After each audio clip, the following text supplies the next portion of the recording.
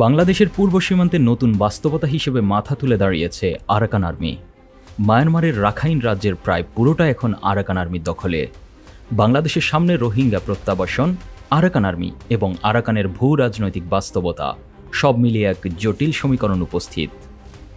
এদিকে আরাকান আর্মির সাথে ভারতের শক্ত যোগাযোগের খবর এরই মধ্যে এই সমীকরণকে আরও জটিল করে তুলেছে। আরাকানকে ঘিরে বাংলাদেশের জাতীয় নিরাপত্তা হুমকি আরও প্রকট আকার ধারণ করছে। বাংলাদেশের জন্য সবচেয়ে বড় চ্যালেঞ্জ হিসেবে দেখা হচ্ছে আরাকানে রোহিঙ্গাদের ফিরে যাওয়া। আর রোহিঙ্গাদের ফিরে যাওয়ার ক্ষেত্রে সবচেয়ে বড় বাধা হিসেবে দেখা হচ্ছে আরাকান আর্মির উত্থানকে। বাংলাদেশের অন্তর্বর্তীকালীন সরকারের পররাষ্ট্র উপদেষ্টাও সম্প্রতি বিষয়টা স্বীকার করে নিয়েছেন।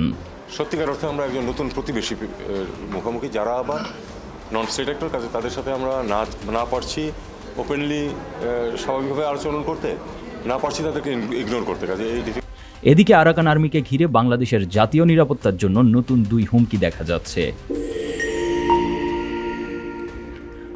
প্রথমত, প্রকাশ্যে বাংলাদেশের অভ্যন্তরে আরাকান আর্মির সশস্ত্র উপস্থিতি লক্ষ্য করা গিয়েছে। দ্বিতীয়ত, 5 আগস্টের পর আরাকান আর্মির সঙ্গে ভারতের ঘনিষ্ঠ যোগাযোগ। সম্প্রতি বাংলাদেশের মায়ানমারের থানচির রোমাক্রি ঝর্ণার কাছে সাঙ্গু নদীর তীরে দুর্গম এলাকায় পাহাড়ি সম্প্রদায়ের এক বর্ষবরণ অনুষ্ঠানে আরাকান আর্মির সদস্যদের যোগ দেওয়ার অভিযোগ উঠেছে। ইতোমধ্যে এই উৎসবের বেশ কিছু ভিডিও এবং ছবি সামাজিক যোগাযোগ মাধ্যমে ছড়িয়ে পড়েছে। সেখানে বাংলাদেশের পতাকার পাশাপাশি আরাকান আর্মি সংশ্লিষ্ট একটি পতাকাও উঠতে দেখা যায়।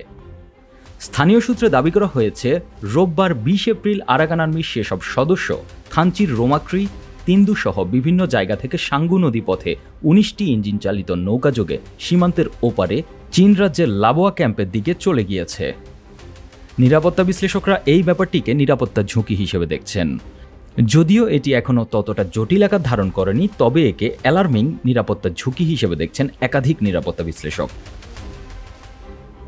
এদিকে মায়ানমারের রাখাইন রাজ্যের জাতিগত সশস্ত্র গোষ্ঠী আরাকান আর্মিকে সম্পৃক্ত করা ছাড়া রোহিঙ্গা সংকটের সমাধান সম্ভব নয় বলে মন্তব্য করেছেন পররাষ্ট্র উপদেষ্টা মোহাম্মদ তৌহিদ Hossain.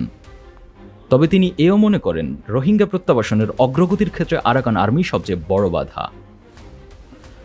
Arakan আর্মিকে non state actor হিসেবে গণ্য করে তাদের সাথে বাংলাদেশের যোগাযোগ আছে বলে জানিয়েছেন সরকারের নিরাপত্তা উপদেষ্টা খলিলুর রহমান। পক্ষের সঙ্গে যোগাযোগ আছে, আমরা আলোচনা করেছি আরাকান আর্মির সাথে।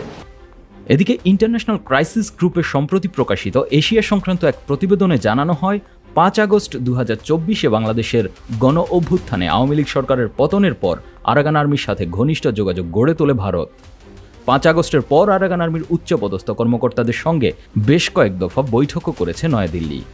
এছাড়া মিজোরামের মুখ্যমন্ত্রী ও রাজ্যের শীর্ষ কর্মকর্তারা আইজলে আরাকান আর্মির প্রতিনিধিদের সঙ্গে বৈঠক করেছে।